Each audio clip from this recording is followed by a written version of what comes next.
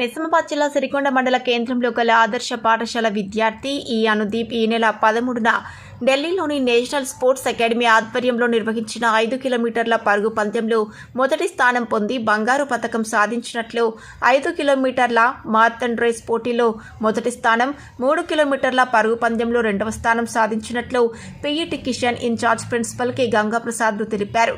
జాతీయ స్థాయిలో ఉత్తమ ప్రతిభ కనబర్చిన మోడల్ స్కూల్ విద్యార్థిని ఈ అనుదీప్ను ఉపాధ్యాయ బృందం అభినందించారు. భవిష్యత్తులో మరిన్ని విజయాలు సాధించాలని ఆకాంక్షించారు.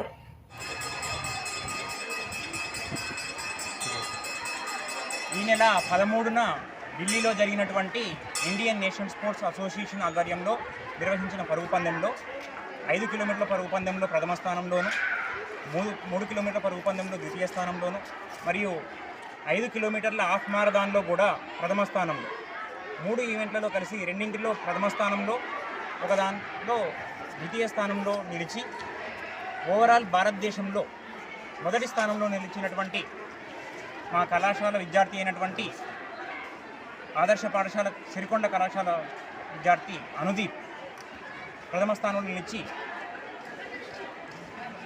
భారతదేశ వ్యక్తిగా మా మోడల్ స్కూల్ ప్రతిభ చాటినందుకు మాకు గర్వకారణంగా ఉంది. మొట్టమొదటి స్థానంలో నిలిచినందుకు మా ఉపాధ్యాయ బృందం కూడా చాలా సంతోషంగా ఉండి విద్యార్థిని అభినందిస్తుంది.